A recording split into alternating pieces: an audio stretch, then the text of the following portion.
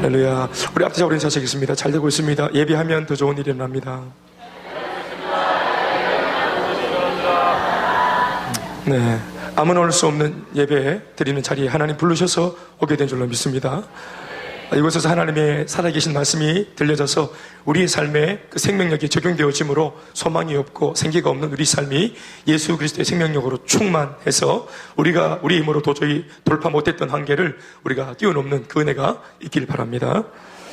은혜가 된다 하는 것은 마음으로 감정적으로 그냥 뭔가 알딸딸해지는 것을 말하는 게 아니고 기분이 좋아지는, 상쾌해지는, 속이 시원해지는 그런 것들을 의미하는 것이 아니라 이 말씀대로 이제 내가 살 수 있겠다, 내가 행동에 옮길 수 있는 답을 찾았다, 그래서 내가 이제 행동에 옮길 수 있는 매뉴얼을 내가 찾았다, 그리고 이 말씀대로 내가 한번 살아보리라, 내 귀에 들리는 이 메시지대로 내가 한번 매뉴얼대로 한번 살아보리라, 도전할 수 있는 도전거리가 생긴 것, 그것이 우리에게 큰 은혜인 줄로 믿습니다.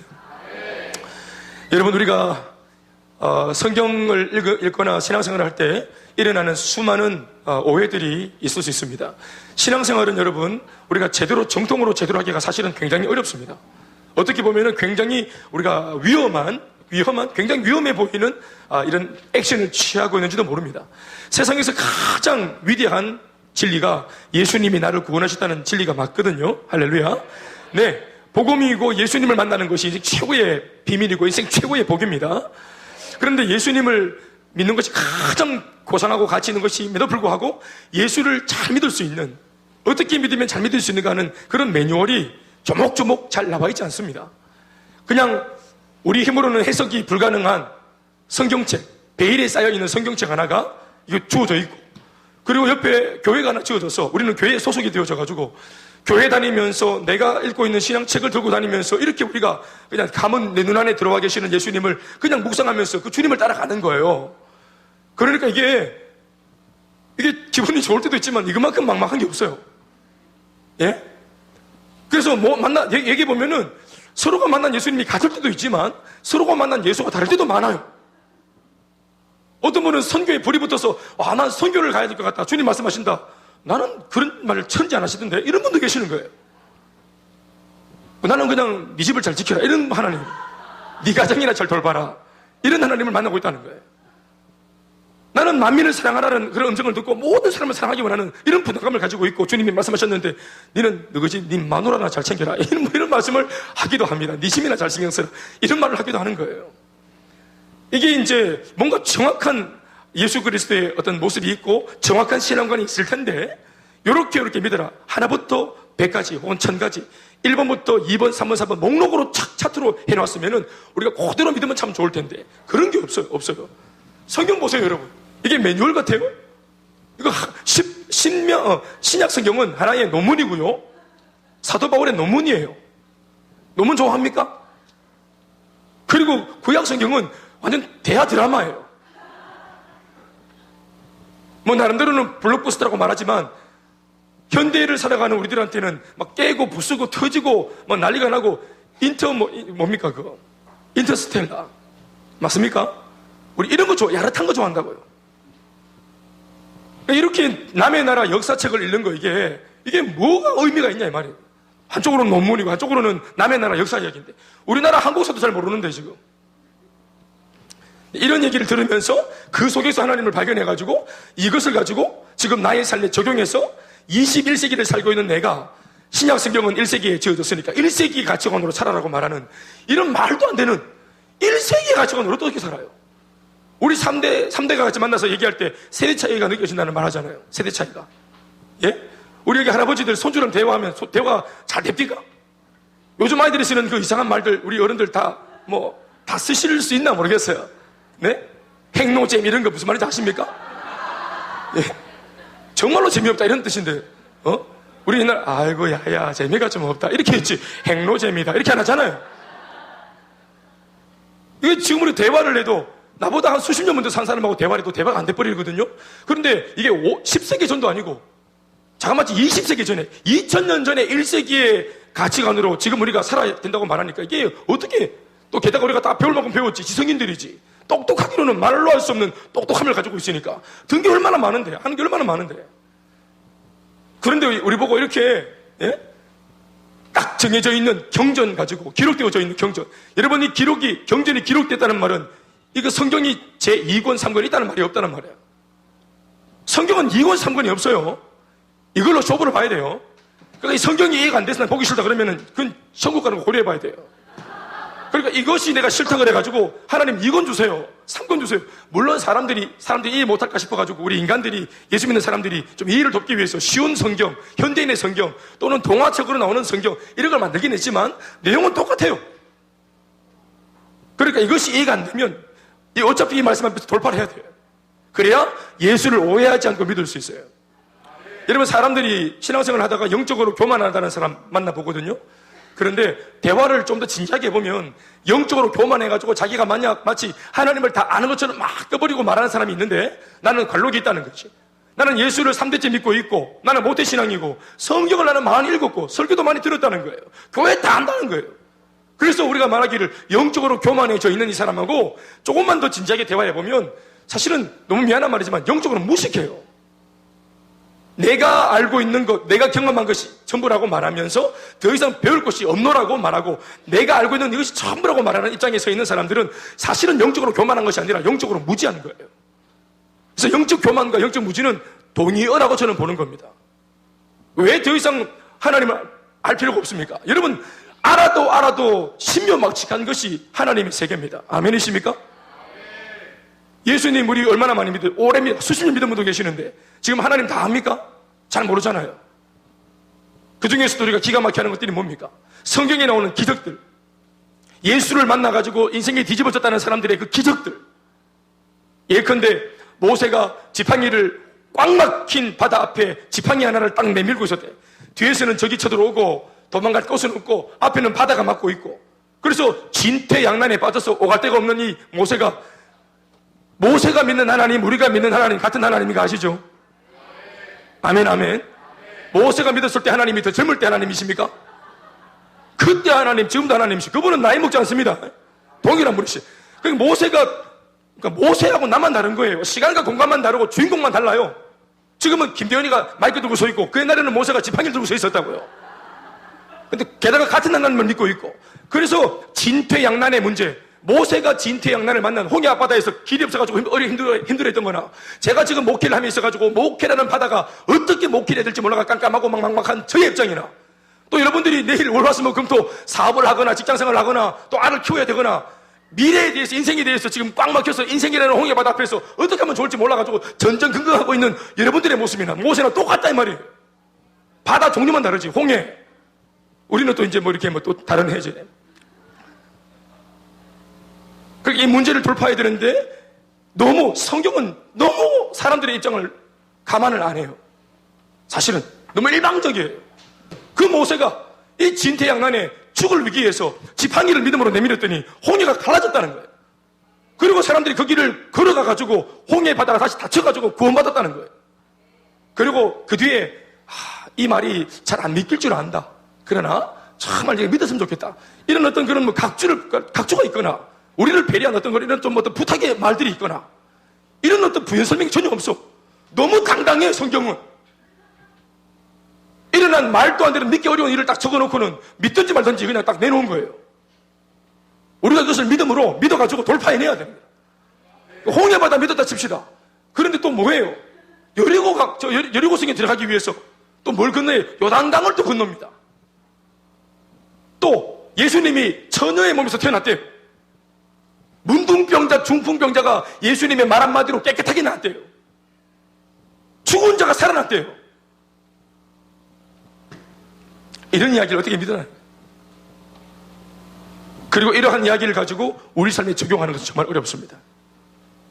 그래서 예수를 믿고 신앙생활을 하면서 우리 안에 일어나는 수많은 오해들은 사실 오해나 또 궁금증이나 이런 것들이 왜 생기냐 하면은 다른 것이 아니고요. 이 말씀이 안 믿긴다, 이 사건은 안 믿긴다 이런 게 아니고요. 한마디로 딱 요약하면은 예수 그리스도에 대한 오해 때문에 일어나는 일들입니다. 예수님, 수많은 기적 사건이 아니고 단 한 분, 예수님에 대한 나의 믿음이 이게 견고하지 못하면 성경 속에 있는 모든 것들이 믿겨지지 않습니다. 이것이 우리들한테 예수를 굉장히 잘못 믿게 만드는 오류를 범하게 만들어줍니다. 그리고 오류를 범하고 믿으면, 잘못 믿으면 자기 자신은 지금 자기가 잘못 믿고 있다는 것을 모릅니다. 그게 문제인 거예요. 여러분, 저는 목사 3년차가 될 때까지 예수를 잘 못 믿고 있었습니다. 예수를 제가 1989년도에 믿었거든요. 가슴 뜨겁게 믿었습니다. 그리고 실제로 예수 믿으면서 내 속에 일어난 응답들도 많았습니다. 그래서 저는 예수를 믿고 하나님을 위해 살겠다고 제가 목사가 됐는데, 목사 안수 받고 1년, 2년, 3년이 지나기까지, 제 34살 때 목사 3년차가 될 때까지 제가 내가 알고 있는 이 예수가 제대로 된 예수고, 지금 내가 걷고 있는, 또 걸어가려고 하는 이 신앙의 길이 나는 제대로 된 길인 줄 알았어요. 그리고 제가 아주 위험스럽게도 내가 알고 있는 그 예수에 대해서 내가 맡고 있던 그 부서의 청년들과 청소년들한테 이렇게 믿는 거라고 제가 제법 많이 알렸어요. 가르쳤어요. 그런데 이제까지, 그때까지죠. 34살, 그때까지 내가 10수년을 예수를 믿어왔지만, 어쩌면 이렇게 믿는 것이 아닐 수도 있겠다라고 하는 큰 충격, 그리고 저한테는 충격이었지. 이때까지 내가 범접하지 못하고 잘 익숙하지 못한 그런 신앙의 세계가 한쪽에 딱 걸리는데 너무 충격적이었어요. 한편으로는 겁이 났어요. 이건 너무 세다는. 익숙하지 않으니까 이건 너무 세다. 아니 모세가 홍해바다를 가른 이야기가 이게 내 얘기가 될 수 있다고? 그게 어바웃 모세에 대한 이야기가 아니라 그것이 실제로 나의 이야기가 되어서 이게 하나의 이야기가 아니라 나의 삶에도 내 삶의 문제 앞에서 내가 모세처럼 믿음을 동원해서 주 예수 이름으로 나가면은 내 문제도 실존적으로 해결될 수 있다고 이걸 믿으라는 거예요. 우리는 저는 어떻게 봤냐면은 모세의 이야기를 듣고 결국은 하나님이 하실 테니까 내 문제도 언젠가는 해결이 이렇게 될 수 있으니까 그 언젠가가 언젠지는 모르겠지만 그래, 인내하면서 참고 기다려보자. 이런 거였어요.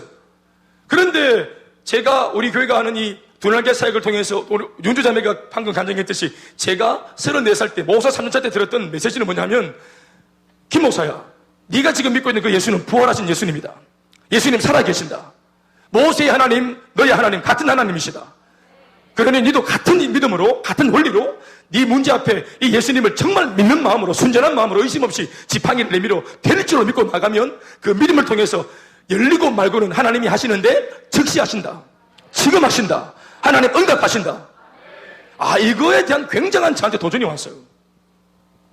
그냥 이렇게 공중에 붕 뜨듯이 나 예수 믿고 있지, 난 예수님 믿고 언젠가는 주님이 구원해 주시지 하는 나의 생각, 나의 경험, 이런 것들 말이에요. 내가 쉽게 말하면 예수님이 하시는 기적은 제가 안 믿고 있더라고요.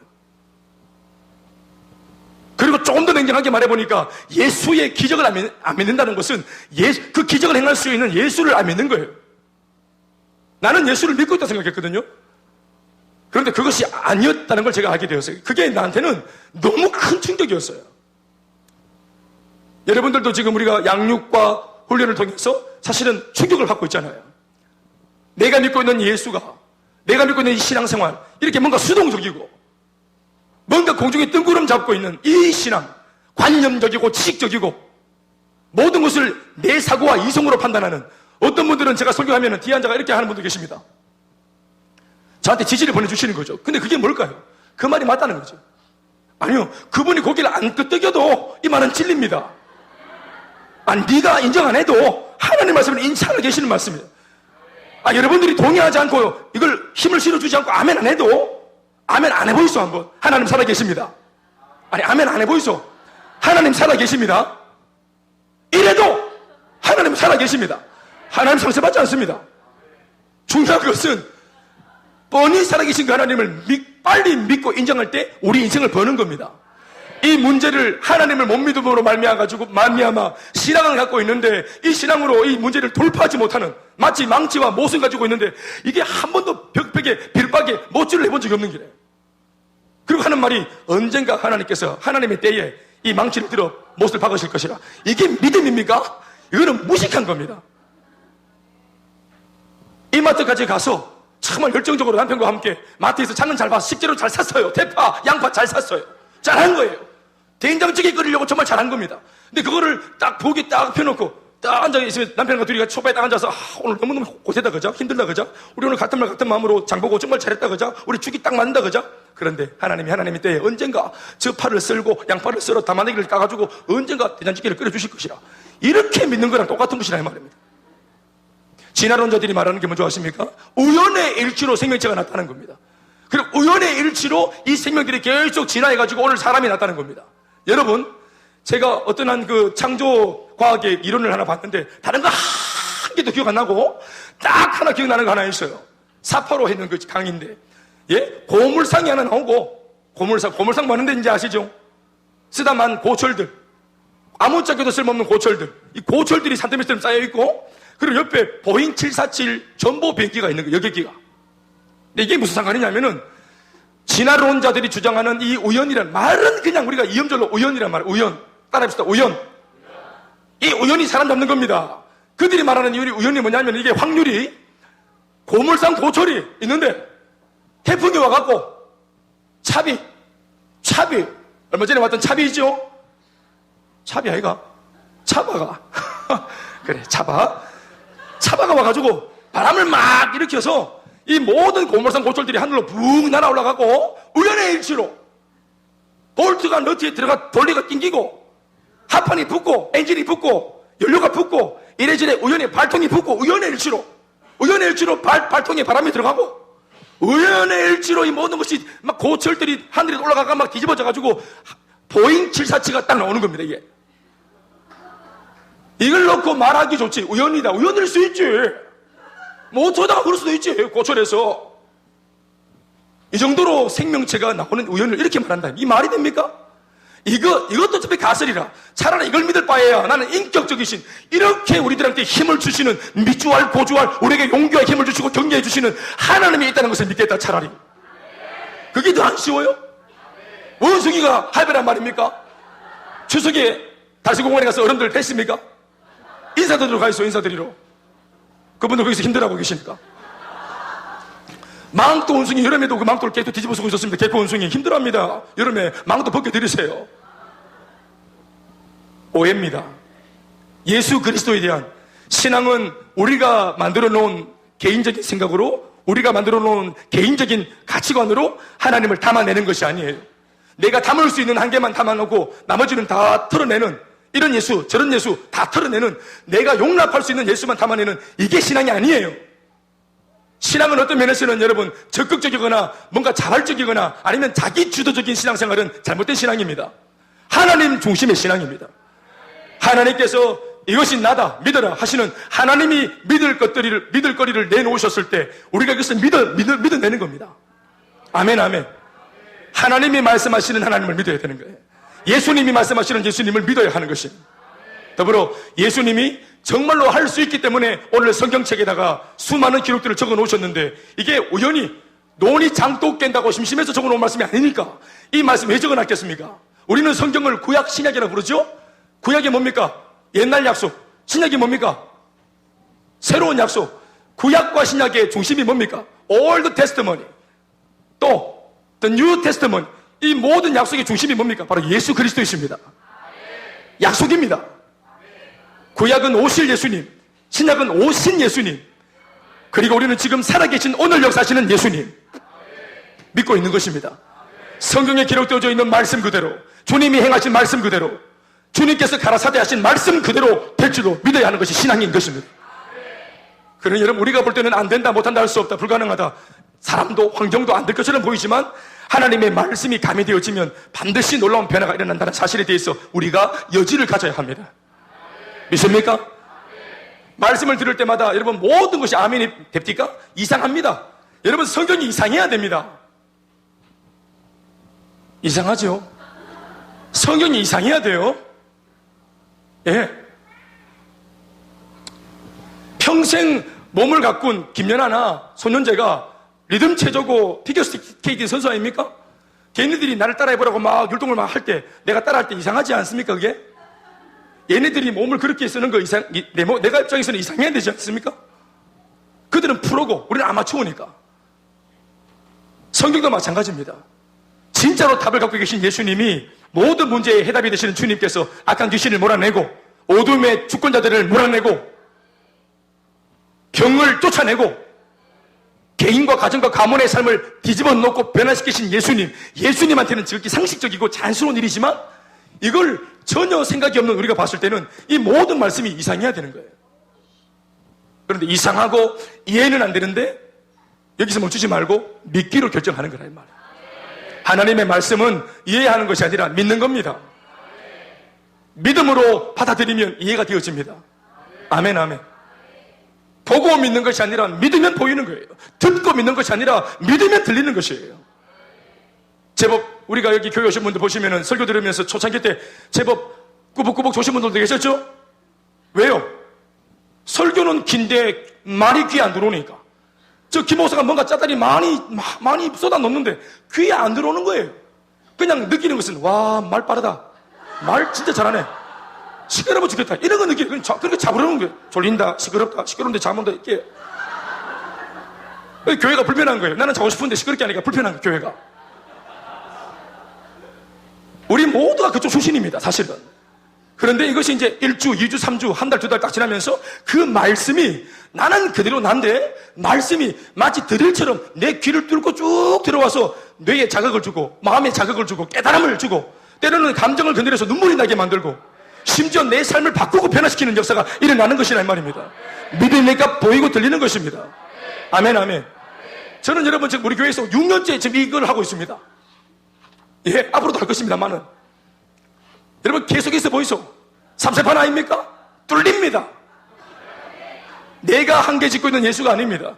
예수님이 하나님께서 오늘 세우신 주의 종을 통해서 들려주는 이 말씀대로 믿는 것이 신앙인 줄 믿습니다. 여러분 오늘 말씀 보시면 정말 기가 막힌 말이 나오죠. 우리가 지난주에 봤던 베네시다 2탄입니다. 원래는 어제 지난주에 다 끝내야 되는 말씀을 제가 못 끝내고 오늘 한 번 더 하고 있는 겁니다. 여러분 우리가 다 알다시피 베네시다 37년째 실패했고 38년째 한 번 더 내 몸을 낫게 하려고 아픈 몸 가지고 가서 거기서 물에 한번 들어가려고. 그 물이 어떤 물이었습니까? 설명 좀 해주시죠. 베네시다 못이 어떤 못이었습니까? 왜 그 병자들이 예배당에 들어가서 예배 안 드리고 예배당 바깥에 있는 그 못에 전부 다 붙어 있었습니까? 왜 여기 수성 3가 수성구 수성 3가 332번지 그 수명가선 교회 지하 예배당에 안 들어오고 왜 수성못에 가서 얼쩡얼쩡거렸습니까? 그 못이 뭔가 효용이 있다고 하는 민간 전설 때문에 거기 있었지요? 그 민간 전설의 내용이 뭐였습니까? 천사들이 한 번씩 내려와가지고 가끔씩 이 물을 이렇게 만지면 천사가 손을 담그고 지나가서 갈 때 반드시 물에 움직임이 나타나는데 천사가 한번 손 담그고 떠났을 때 이 물에 어떤 병이고 어떤 병자고 어떤 사주팔자 운명을 가진 사람이든지 이 물에 천사가 몸 담은 물에 천사가 손 씻은 물에 제일 먼저 자기 몸을 담그면 그 사람의 어떤 병이라도 뭐한다? 깨끗하게 낫는다. 팔자 고친다. 그러니까 베네시다는 그 사람들한테 뭐였다 했습니까? 로또라, 로또. 100억짜리 로또. 그러니까 모두가 거기 다 붙어 있는 겁니다. 심지어 유대인들의 명절이 일어나서 모든 유대인들이 다 하나님께 예배하고 기뻐하고 잔치하고 하나님을 만나고 심지어 예수님마저도 예배당에 들어와 계시는데 이 많은 사람들이 자기 인생의 진정한 해답이 되시는 예수님은 저 예배당에 계시는데 아무도 예배당에 들어가지 않고 예배 드리지 않고 그 민간 전설, 고작 그래봐야 민간 전설. 그것도 한 사람. 그 엄청나게 많은 그 병자들, 그 병자인 군중들 사이에 단 한 사람 선착순 제일 먼저 몸 담그면 낫는다. 이거를 진리라고 믿고 거기에 붙어 있다. 그래서 예수님이 직접 오셔가지고 37년, 38년 된 병자에게 네가 낫고자 하느냐? 이렇게 물으시면서 그 병을 낫게 하셨지요. 할렐루야. 이 부분은 좀 복습하고 들어가 볼까요? 예수님 물으셨습니다. 병자한테 낫게 해주기 전에 뭐라고 물으셨다고요? 병자한테 예수님이 네가 낫고자 하느냐? 이 말씀하셨죠. 따라합시다. 네가 낫고자 하느냐? 이게 무슨 뜻입니까? 네한테 소원이 있느냐? 너한테 낫고자 하는 의지가 있느냐? 그렇죠. 37년째 38년째 안 됐으면 37년째 38년째 실패했으면 제일 중요한 것은 그 사람 속에 분명히 소원이 없어져야 돼요. 여러분 공부를 할 때 우리 친구들 중에도 그런 분이 있었지만은 한 3수, 4수 딱 들어가면 애가 완전 페인됩니다. 여기는 38수 하고 있습니다 지금. 그런데 4수만 딱 해도 얼마나 기가 주는지 몰라요. 오늘도 제가 요다일 아이들한테 말했는데요. 지금 내가 인생을 뭔가 대책 없이 살아가고 있는데 지금은 이게 안 드러나. 이게 얼마나 지금 우울한 일인지 안 드러나요. 왜요? 지금 내가 꿈이 없고 비전이 없어도 내 옆에 누가 있어요? 함께 밥 먹어주는 친구가 있고 또 부모님이 계시고 또 교회가 있고 쌤이 계시고 내 옆에 모든 게 다 있어요. 그러니까 내가 지금 굉장히 상황적으로 안 좋을 전망인데도 본인은 그것을 못 느낍니다. 그런데 알고 보니까 내 친구들은 전부 다 공부를 하거나 꿈을 꾸거나 하나님께 기도를 하거나 몸부림을 치고 있었거든요. 같이 있다가 같이 있는 줄 알았는데 1년이 지나 2년이 지나 고1, 고2, 고3 대학 딱 들어갈 때 딱 보니까 뚜껑 딱 열어보니까 나는 여전히 그대로 있는데 친구들은 전부 다 하나님께 인도받아서 제갈 길 다 가는 겁니다. 그때 인생에 정말 큰 충격과 함께 배신감 느끼는 거예요. 친구들도 마찬가지입니다.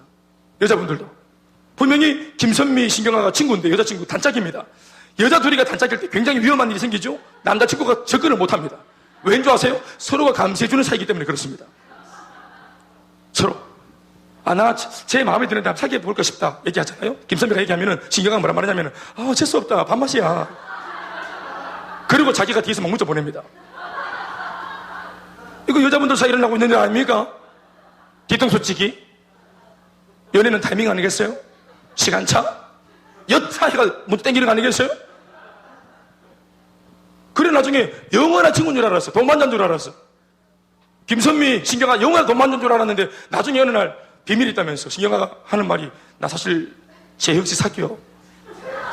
뭐 이런 소리 하면은 김선미 막 바로 막 폭발하는 거예요. 머리 뜯어보니까 바로. 여자분들 사이에 그렇게 막 서로 배신하고 이 배신도 아닌데 시집 가야 안 되겠어요. 이게 배신입니까? 서로 지켜주면 안 돼요. 서로를 보내줘야지. 이렇게 산다 이 말이에요. 그러니까 그 당시 문둥 그 병자들도 전부 다 자기들이 그런 입장이었단 말이에요. 자기가 더 잘 되려고 암묵적으로는. 그러니까 모두가 그렇게 살아가는. 사실은 고립되고 외로운 거죠. 그런데 너무 그렇다 보면은 사람의 의지가 없어져요. 너무 오랫동안 실패하고 또 뭐 연애도 마찬가지, 결혼도 마찬가지, 삶도 마찬가지, 직장도 마찬가지고 면접도 마찬가지. 실패가 반복되어지면은 자신감이 결여되어진단 말이에요. 꿈이 안 생긴단 말이에요. 그런데 38년 된 병자 오죽하겠습니까? 그래서 예수님이 물으신 거예요. 네가 낫고자 하느냐? 무슨 말입니까? 네 진짜냐? 너 오늘 교회 왔는데 진짜냐? 너 오늘 예배 드리고 있는데 이거 진짜 신앙이가? 진짜 하나님 만나러 왔나? 오늘 예배 통해서 선포되는 말씀을 들으면 내 인생이 소생된다고 믿고 있다 정말로. 아멘입니까?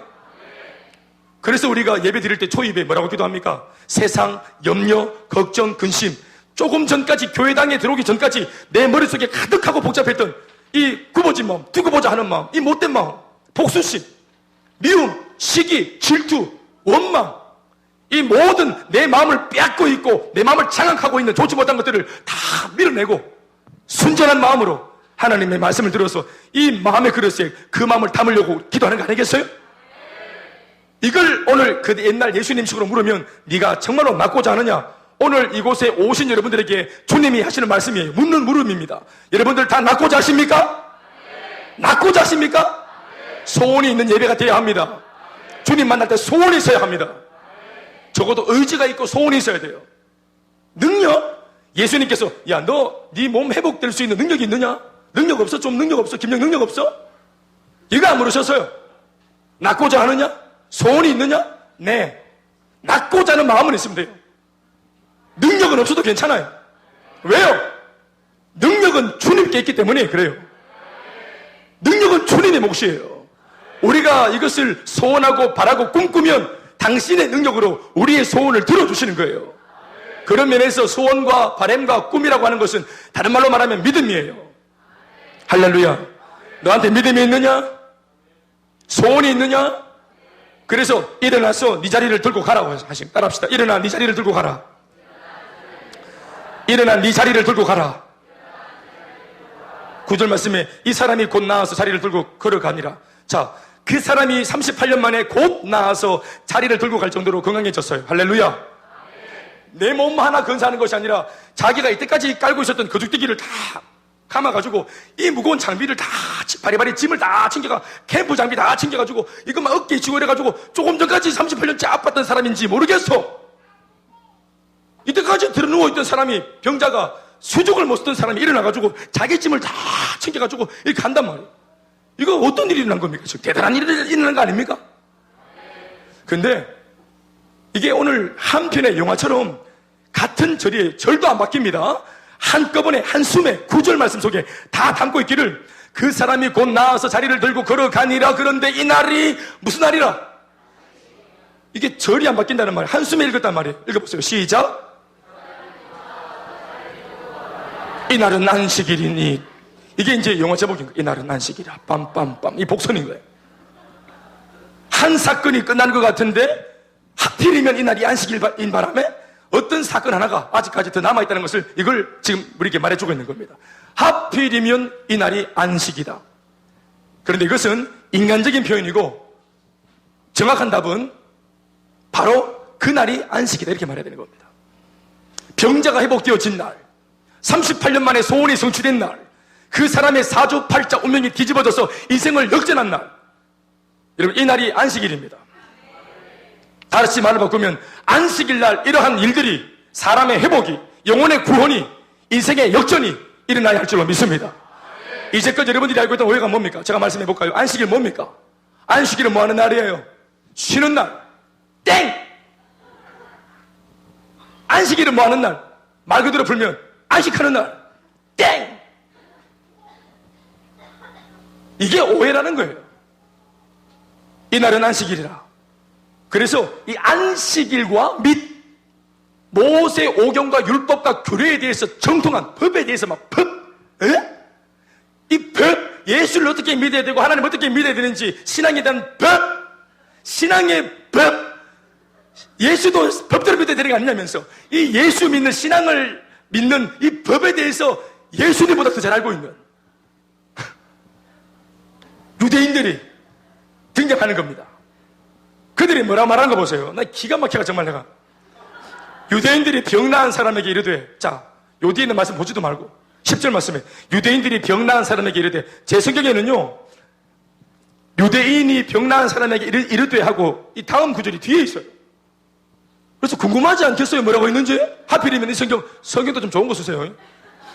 얼마나 형빨이 있나 몰라. 유대인들이 병 나은 사람에게 이르되 38년 만에 로또 복권 당첨해갖고 인생이 역전했어. 38년. 38, 병준아 24살이가?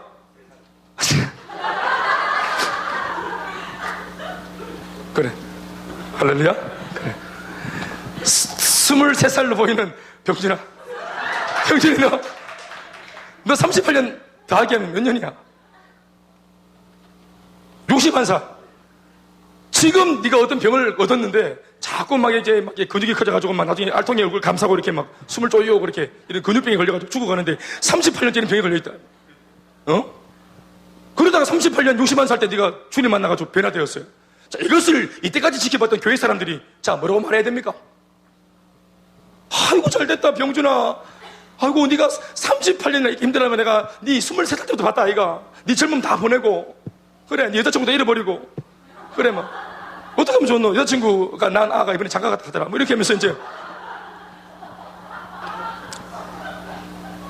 그렇게 불쌍해 보였던 병준이가 회복됐다. 38년 만에. 이거 식구들이 다 보고 뭐라고 말해줘야 됩니까? 참 잘됐다. 아이고 막 우리 또 인정이 많은 어머님들 울 겁니다.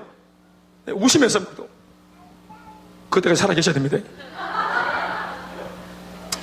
아 나는 거 봐야 안 되겠어요. 앞으로 38년 살아 계셔야 돼.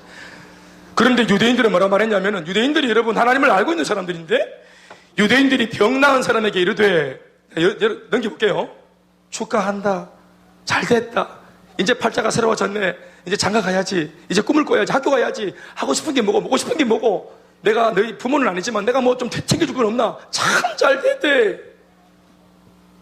안식일인데 네가 자리를 들고 가는 것이 옳지 아니하니라.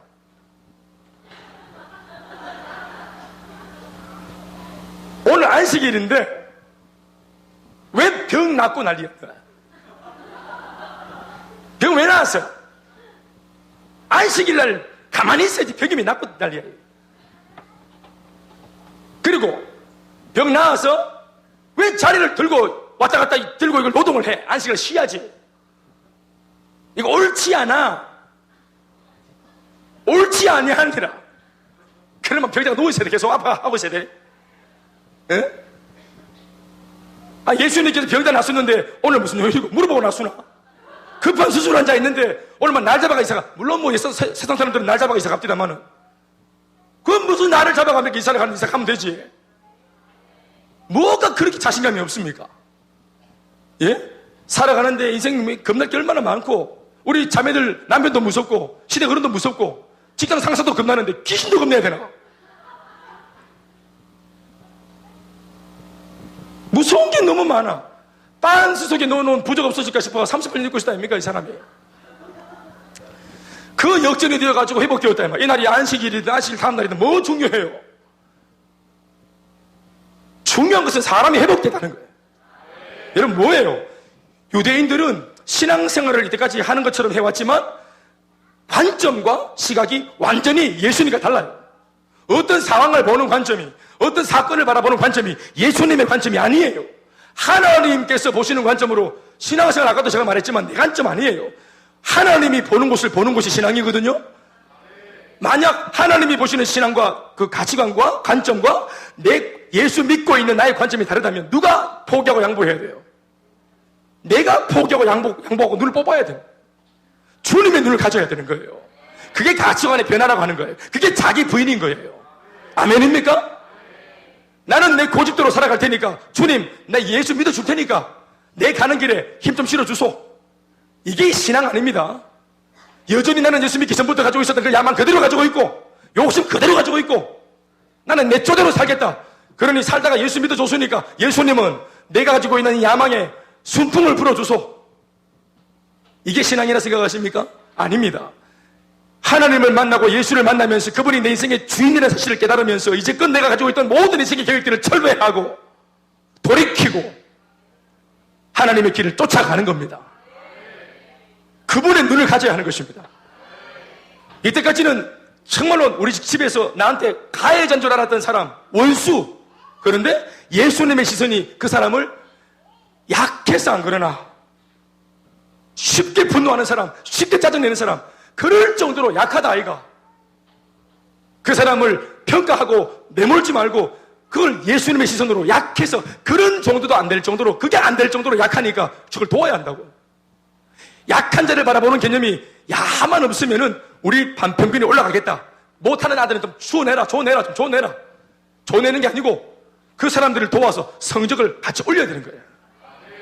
연약한 사람, 약한 사람 돕는 것이 그게 주님의 관점인 거예요. 그게 아멘하십시오. 그러니까 이 사람들은 이 병자가 회복되었는데 와, 너 회복됐구나. 네 병이 나았구나. 38년 그 지독한 병이 나았구나. 참 잘됐다. 이렇게 보는 게 아니라 안식일날 네가 왜 그래 당기고 나았구노? 그리고 누가 병 낫는 이런 의료 행위를 했노? 안식일날 죄를 범함이라. 자기 잣대입니다. 여러분 그 당시 유대인들이 모세 오경을 놓고 이 모세 오경을 잘 지키기 위해서 모세 오경을 잘 지킬 수 있는 지침서 김영란법이 나왔죠? 김영란법을 맞습니까? 김영란법을 잘 지키는 김영란법이 제정되어서 통과를 했는데 국회에서 이게 여러 가지 수많은 사례가 갑자기 막 나오니까 그 다음 주부터 이거 어떻게 장단을 맞춰야 될지 모르겠고 이게 막 국민들도 모르겠고 이 법을 통과시킨 국회의원들도 자기들도 모르겠고 일단은 무조건 하지 말라는 거예요. 그래서 그 자기들끼리 질의문답하는 시간에 보니까 이거 뭐 이런 사례도 있고 저런 사례도 있고 이런 문제들이 속출하고 있는데 구체적인 방안을 제시하라 그러니까 그냥 뭐 다 안 하면 됩니다 이렇게 말하더라고요. 그냥 안 하면 된다는 거예요. 이게 또 다른 문제가 안 생기겠어요? 어떤 면에서는 너무 삭막해지고 사회가 오늘 이게 물을 누가 따놨어? 이거 만원짜리 아니지? 조심하신.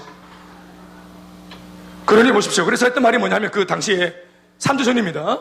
이 김영란법에 대한 이 해설집, 설명, 부연 설명, 지침이 나와야 되겠다. 모든 사례를 놓고 어떻게 해야 되는지 이 사례를 좀, 그러면 이 법도 법이지만 그 사례가 또 다른 법이 된다. 그래서 하지 말자. 이런 걸 가지고 막 공방전 펼치는 걸 봐서요.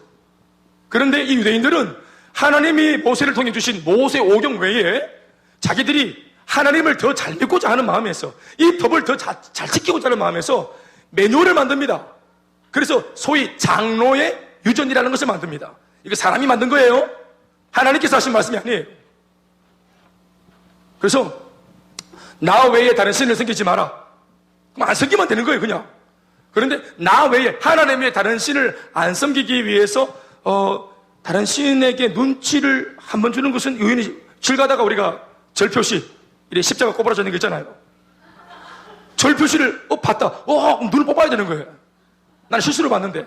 그러니까 한 번 받는 거는 죄라지 말자. 그런데 보고 한 번 더 본 거는 죄라시자. 이거는 하나님 말씀이 아니에요. 그런데 이거를 만드는 거예요. 몇 번까지는 허용하고 몇 번부터 눈을 뽑아라. 이런 식으로 농담 같지만 실제로. 그래서 장로들의 유전을 만들었는데 그게 660가지입니다. 660가지의 메뉴를 만들어요. 그 중에 예를 들면은 안식일 날은 자, 우리가 알을 낳았어요. 우리 저기 지금 유전 집사가 알을 보고 있는데 저 알을 지금 보고 있는데 저렇게 보고 있는데 저게 지금 저 율법을 범한 겁니다. 그러면은 하늘에서 불이 내려가지고 불타 죽어야 되는 거예요. 제 아빠가. 자, 아기가 이쁘다고 듣는데 젖을 먹여야 되니까 안식일에도 젖을 먹이는데 아가 이쁘다고 머리 이상, 자기 얼굴 이상으로 들면은 이거는 노동을 한 것이라. 그래서 바로 잡혀가는 겁니다. 널주고 바로 잡혀가는 거예요. 하루에 안식일날 걸을 수 있는 행보가 900보. 억수로 아픈데 몸이 병원이 902보에 있어요. 그러면 한 보, 두 보, 세 번 가서 900보에 멈춰가지고 병원에 못 들어가는 거예요. 계속 설사하면서 서 있어야 돼요. 그리고 900보는 여러분 갔다가 와야 되는 거 같이 생각해야 됩니다. 왕복으로. 그러니까 450보 갔다가 돌아와야 돼. 집에. 그러니까 못 가는 거예요. 그리고 웅덩이에 소중한 집안의 재산인 가축이 빠졌어요. 지금 진흙이 빠져가면 늪에 빠져가 죽어가는데 이 웅덩이에 빠진 양을 구하기 위해서 돈이니까 짝대기를 이렇게 넣어서 대주는 것은 그거는 죄가 아니고 노동한 게 아닌데 만약 양이 이 집 짝대기를 판대기를 밟아가지고 올라오도록 이걸 도와주면은 죄를 진 거예요. 그럼 이 사람하고 양이 같이 그 지뢰상에 같이 파묻혀 주는 겁니다. 그럼 판대기를 깔아가지고 얘가 진흙이 있는 것도 아니고 이렇게 돌아가고 나와가 밟고 올라 이렇게 할 수 있단 말이에요. 이렇게 말도 안 되는 그런 여러 가지 것들을 더 만든 거예요. 그 중심은 뭐냐, 의도는 뭐냐 하면은 하나님을 더 잘 믿기 위해서요. 율법을 더 잘 지키기 위해서요. 여러분, 하나님께서 애초에 우리 가운데 율법을 주신 이유는 이 율법을 잘 지키라고 주신 것이 아니에요. 율법을 지키라고 주신 것이 아니에요. 율법을 주심의 목적이 뭐냐면은 하나님께서 요구하시는 이 도덕적인 수준이 너무 높기 때문에 율법을 지키다 이거는 아예 부족하구나. 우리는 죄인된 몸을 가진 인간으로서 신이 원하시는 그 영적인 그 경륜에 우리는 미치지 못하는구나. 하나님께서 원하시는 그 의에 우리는 도달할 수 없구나. 율법을 못 지키는 거구나. 그래서 율법 앞에서 우리가 노력하다 안 되는 나를 보면서 율법 앞에서 나를 처복동시키고 절망하고 하나님 앞에 나는 죄인이라는 것을 깨달으라고, 하나님 앞에서 나는 행위로는 구원받을 수 없구나를 철저하게 깨달으라고, 이거는 못 지킨다는 것을 알라고 절망하라고 주신 겁니다. 그러니 율법에서 절망한 사람이 어디로 가겠습니까? 예수님께로 가는 겁니다. 성전으로 가는 겁니다. 하나님께 바짝 엎드리는 것입니다. 내가 죄인이라는 것을 인정하는 겁니다. 하나님이 율법을 주신 이유는 뭐냐 하면 우리 안에 있는 죄를 심히 죄되게 하기 위해서 율법을 주신 겁니다. 네가 얼마나 부족한지 깨달으라고 주신 겁니다. 그런데 이거를 사람들은 오해해서 지키라고 딱 주시니까 한번 지켜보자, 더 잘 지켜보자 하면서 더 많은 이론들을 만들어가지고 애를 쓰는 겁니다. 그러는 중에 한 가지가 뭐냐 하면은 안식일 날 아무도 나오면 안 돼. 아빠 죽어버려야지. 아프다가 죽어야 돼. 안식일은 회복되면 안 돼. 심령도 마음도 인생도 상황도 몸도 회복되면 안 돼. 안식일을 그렇게 하나님께서 안식일을 쉬셨기 때문에 다 쉬어야 돼. 여러분, 하나님께서 말씀하신 안식일의 개념은 하지 마라, 못한다의 개념이 아니고 어떤 면에서는 적극적으로 하라라는 개념이 들어있는 안식일입니다. 뭡니까? 세상을 향해서 내 먹고 살겠다고 돈 버는 일에 열심히 했던 우리의 이 세상적인 발버둥과 몸부림을 주일에는 멈춰라. 그리고 하나님이 기뻐하시는 하나님을 만나고 하나님 통해서 내가 회복되어지고 그래서 주님 안에서 내가 안식을 얻는 여기에 몰입해라. 아멘입니까? 땀 흘리면서 몸부림치면서 돈 벌기 위해서 먹고 살기 위해서 그렇게 했었던 그 열정과 몰입감으로 주일날 나와 예배 때 주님께 그만한 열심으로 그만한 열정과 몰입감으로 내가 더 살찌워지고 회복되어지고 잘되는 일에 내 영혼이 회복되어지는 일에 열정을 쏟아 전심으로 우리가 돈이 된다 싶을 때 막 추구하는 그 열정과 그 몰입감으로 예배에 내가 회복되기 위해서 몰입을 해라는 것입니다. 전심으로 찬양을 하고 직장에서 땀을 쏟으며 일하는 것처럼 찬양할 때 전심으로 땀을 흘리며 찬양을 하고 마스카라 떼꿈을 지워주고 아멘. 전심을 다하는 예배. 내가 직장과 학교에서 내 스펙을 쌓기 위해 공부할 때 열정만큼 하나님께 몰입하고 아멘입니까? 더불어 더 나아가서 나만이 누리는 예수 안에서 우리는 안식과 기쁨과 평안을 얻었지만 아직까지 예수가 없어서 안식이 없고 평안이 없는 사람들, 그 날이 주일일지라도 안식일일지라도 우리가 주 예수 안에서 먼저 받은 이 안식을 그 안식이 없는 사람들한테 기회가 된다면 복음을 전하고 신방을 가고 격려해서 그게 안식일이든 무슨 날이든 그 사람을 살리는 날이, 그 사람에게 안식을 전해주는 날이 안식일입니다. 그래서 예수님이 하신 그 유명한 말씀 있잖아요. 17절 말씀에 뭐라고 말합니까? 읽어보시죠. 시작. 예수께서 그들에게 직접 하신 말씀 뭐예요? 내 아버지께서 이제까지 일하시니 나도 일한다 하시면, 여러분 하나님도 일하시는 하나님, 예수님도 일하시는 하나님, 아멘이십니까? 그분이 하시는 일은 뭡니까? 돈 버는 거예요? 세상에서 세속적인 일을 하는 거예요? 하나님도 하시는 일이 뭐예요? 예수도 하는 일이 뭐예요? 그게 안식일이다 아니리다 그게 무슨 개념이, 뭐 하는 거예요? 사람의 영혼을 구원하고 일꾼을 키우고 주의 몸된 교회를 든든히 세우고 하나님의 나라를 든든히 세우는 이 일, 주님이 기뻐하시는 그 일, 아버지 하나님도 일하시니 예수님도 일하시니 예수를 믿고 있는 우리들도 그날에 일하는 것이 옳습니다. 이 일이 뭡니까? 형제를 격려하고 자매를 격려하고 성도들을 손을 잡아주고 그들이 신방을 가고 위로하고 기도해 주는 것입니다. 복음이 없는 자들에게 복음을 전하는 날입니다. 아멘입니까?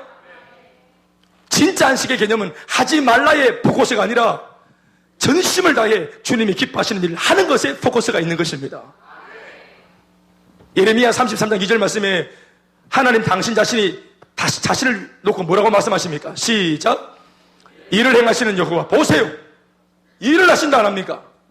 여호와라고 하는 하나님의 이름은 특별히 어떤 소속이 있냐면 약속하시고 약속하신 것을 성취하시는 하나님의 이름이 담겨 있습니다. 여호와라는 말은 약속을 이행하시는 하나님이라는 뜻이 담겨 있습니다. 여호와라고 부를 때 일을 행하시는 여호와, 그것을 만들며 성취하시는 여호와, 그 이름을 여호와라 하는 이가 이같이 말씀하시는도다. 뒤에 나오는 그 유명한 말씀, 너는 내게 부르짖으라 내가 네게 응답하겠고 네가 알지 못하는 크고 비밀한 은밀한 일을 내가 네게 보이리라. 기도하는 것은 너의 일이고 응답하는 것은 나의 일인데 내가 이 일을 하겠다는 것입니다. 그게 주일이든 안식일이든 아무 상관없습니다.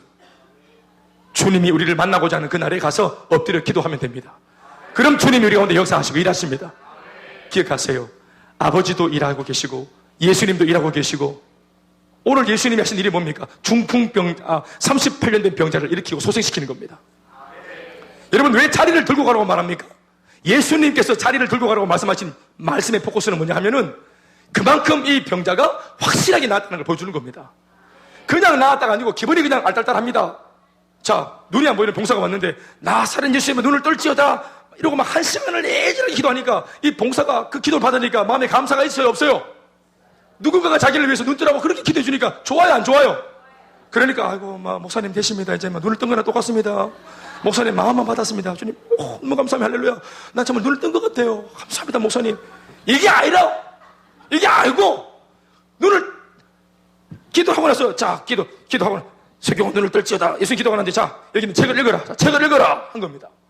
눈을 뜨라고 기도한 게 아니라 책을 읽으라고. 그래서 책을 읽기 위해서 순종하려고 하다가 눈을 뜬 겁니다. 김대현 바보 이렇게 읽어. 그냥 눈 뜨고 기분이 좋고 알딸딸한 거 아닙니다. 기도해 줘서 고맙습니다 이런 게 아니라 이 말입니다. 준영 형제 할렐루야. 우리 눈병 가족들 목사가 부족해갖고 병이 빨리 안 나가고 너무 미안합니다. 아멘. 이래 빨리 나가 그래도 와서 감사합니다. 다시는 그런 것이 안 생기길 바라고. 아멘. 눈이 덜 맑아졌네. 예, 눈이 더 맑아진 것 같아요. 그래서 목사님 우리 희원자매가 제가 기도해 줬더니 목사님 너무 감사합니다. 목사님 내가 참 너무 미안한 거예요. 또 제가 가서 이렇게 기도를 할 수 있는데 제가 교회 대표니까 이게 이제 제가 교회 왔을 때 이 환경에 대해서 여러분들이 어떻게 이해할 수 있을까? 이것이 저한테 이제 또 다른 또 넘어야 될 산이기 때문에 제가 이제 그렇게 못했던 거거든요. 그래서 제가 기도를 이제 그렇게 했는데 그걸 놓고 사실은 제가 제대로 잘한 게 아니거든요. 그런데 회원자매가 그 기도 그냥 받았고 했는데 그게 그렇게 고맙다고 눈 뻘게 해가지고 고맙다고 목사님 눈이 다 난 것 같다고 감사하다고. 그게 아니고 눈을 떠뿌야 되는 거래. 눈을 떠뿌야 되는 거래. 기도한 순간 맑게 돼버려야 됩니다. 투명하게만 내가 다 보고 그래야 될 거야. 그런데 빨개 있었단 말이야. 오늘 우리의 오해가 뭡니까? 그냥 우리 마음을 알딸딸하게 해주고 위로해주는, 격려해주는 예수가 아닙니다. 실제로 우리의 실존적인 문제를 해결하는 예수입니다. 자리를 들고서 38년 내가 누워있던 자리를 정리해가지고 이제는 끝이다 하고 이 모든 상황을 종료시켜 주시는 예수님이십니다. 예수님의 관점은 자리를 들고 가라고 하는 것이 완벽한 치유를 의미한다고 보여주기 위해서 들고 가라는 겁니다. 그런데 유대인들은 그가 들고 가는 그 자리를 들고 가는 모습을 보면서 법을 어겼다, 안식일을 범했다, 율법을 어겼다, 도대체 누가 이런 걸 지켰냐? 나중에 나오죠. 그 범인이 예수라고 나오니까 이때부터 사람들이, 유대인들이 예수를 적극적으로 죽이려고. 마지막 18절 말씀 읽어보시겠습니까? 다 같이 읽어보세요. 자, 이 말씀을 읽기 전에 생각하세요. 오늘 제가 말씀드린 내용 중에, 지난주와 이번 주에 예수님이 하신 어떤 행동 중에서 죽어 마땅한 행동이 어디 있는지 한번 살펴보세요. 도대체 예수님이 왜 죽으셔야 되는지, 왜 이 예수를 죽이려고 드는 사람들이 마음에 살인을 품었는지, 도대체 예수님이 뭘 했길래 예수가 죽어 마땅한 입장이 됐는지 보세요. 한번 시작.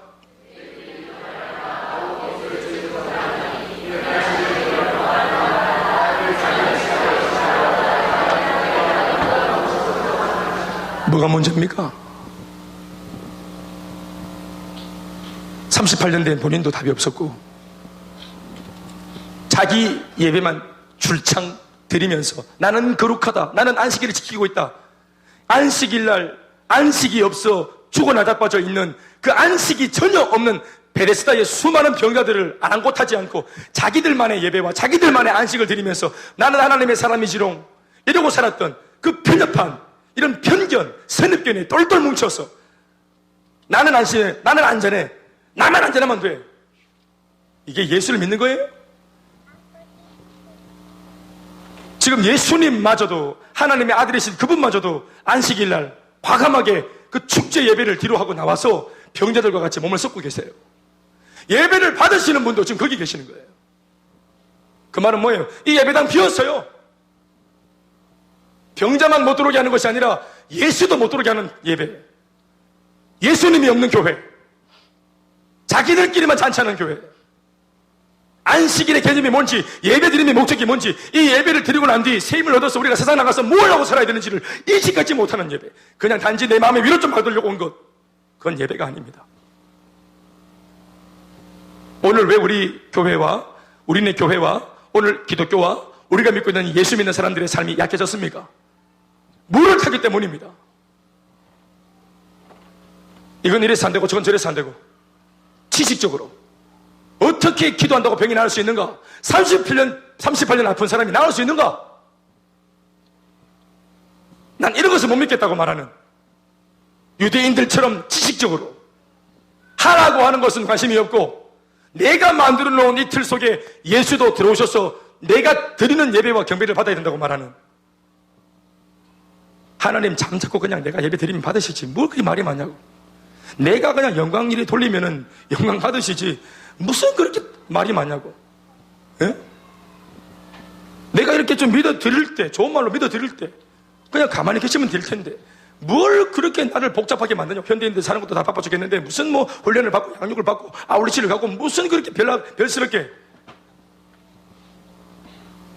아버지가 선교하시니 나도 지금도 선교한다. 아버지가 전도하시니 나는 지금도 전도한다. 아버지가 제자 삼으로 하셨어, 나는 지금도 제자 삼는다.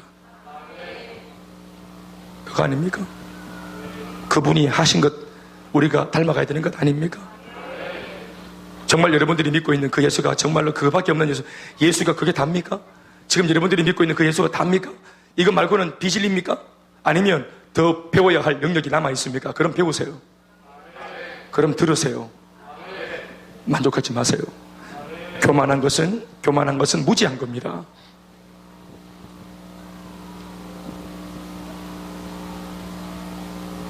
예수님이 죽어야 될 이유가 어디 있습니까?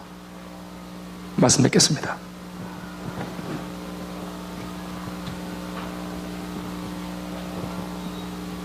불순물이 첨가된 오늘의 복음과 기독교, 유대인들이 정의하는 저 기독교를 따라가면 그건 기독교가 아닌 겁니다.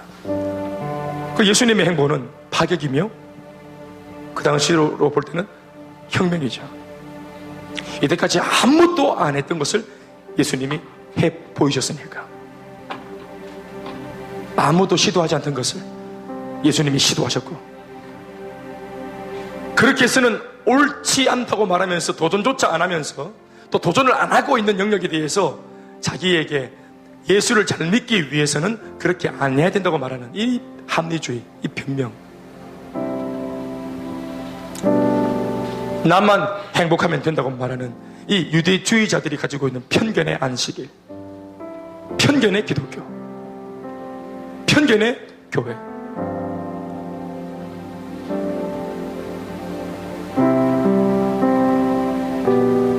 사람들은 예수님이 안식일을 범했다 했습니다. 그러나 누구보다 안식일을 잘 지키신 겁니다. 은혜로 네가 거저 받은 그 은혜와 안식을 오늘 평강이 없고 안식이 없고 불안하고 사는 게 두렵고 앞날을 향해서 아무런 소망이 없다고 말하는 사람들, 앞에 깜깜한 사람들에게 빛이신 예수님을, 우리 인생을 결코 부패시키지 않게 하실 그 소금이신 예수님을 들고 가 전하는 것이, 이게 진정한 안식의 의미라는 것을 믿으시기 바랍니다. 하는 것입니다. 안 하는 것이 아니라 하는 것입니다. 적극적으로 하는 것입니다. 그 은혜가 있어야 합니다. 그런 의미에서 주일도 주님의 날이고, 월요일도 주님의 날이고, 화요일도 주님의 날이고, 우리가 사는 모든 날이 주님의 날입니다.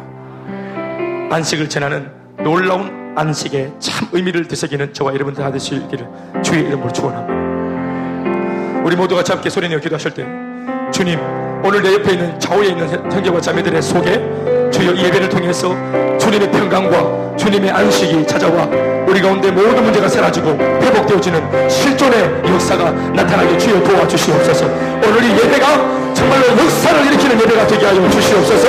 마음을 다하여 사모하며 전심으로 기도합니다. 주여